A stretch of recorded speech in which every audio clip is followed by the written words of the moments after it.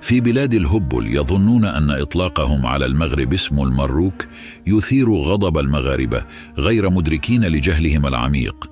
المروك ليس إلا ترجمة لكلمة ماروك بالفرنسية أو موروكو بالإنجليزية، وهو اسم يستخدم عالميا للإشارة إلى المغرب دون أن يمس من قيمته شيئا.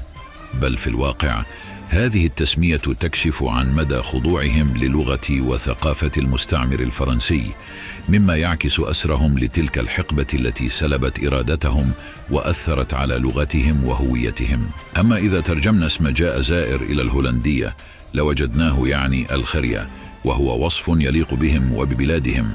سيبقى المغرب أو موروكو اسم يتردد على ألسنة العالم بكل فخر، شامخ بتاريخه المجيد وحضارته العريقة.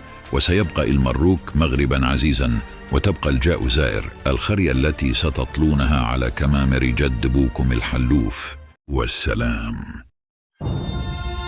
المختصر المفيد، الحكاية باختصار.